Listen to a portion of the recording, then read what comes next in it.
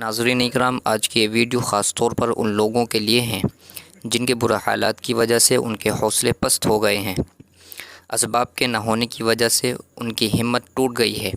اس video کو پورا دیکھیں۔ ویڈیو کے ختم ہونے سے پہلے آپ کے اندر دوبارہ ہمت اور حوصلہ پیدا ہو جائے گا انشاءاللہ۔ بسم اللہ الرحمن الرحیم۔ ایک اصلاحی محفل میں ایک مقرر نے 1000 روپے کا کڑکڑاتا ہوا نوٹ جیب سے نکال کر حاضرین کے سامنے لہراتے ہوئے کہا، کون ہے جو یہ 1000 روپے کا نوٹ لینا چاہے گا؟ حاضرین میں سے لگ بھگ سبھی لوگوں نے اپنے ہاتھ کھڑے کرتے ہوئے نوٹ لینے کی خواہش کا اظہار کیا۔ مقرر نے کہا، ٹھیک ہے، نوٹ تو ایک ہی ہے اور میں صرف ایک ہی شخص کو دوں گا، لیکن کچھ مراحل کے بعد۔ اور ساتھ ہی اس نے نوٹ کو چڑ مڑیا کر دیا، ہتھیلی پر رگڑ کر گول کر دیا اور پھر پوچھا، کون ہے جو نوٹ کو اس حال میں بھی لینا پسند کرے گا؟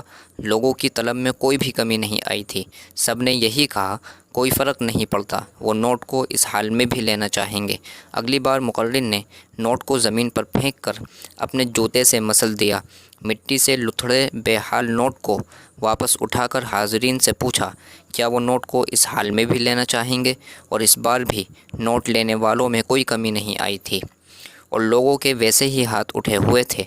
مقرر نے نوٹ جیب میں ڈالتے ہوئے کہا کہ یہ نوٹ تو میں آپ کو نہیں دوں گا، مگر میرے پاس آپ لوگوں کے لیے ایک سبق ہے جو ابھی ہم نے سیکھا ہے، اور وہ یہ ہے کہ پیسوں کے ساتھ جو بھی سلوک کر لو، ان کی قیمت میں کوئی کمی نہیں آتی۔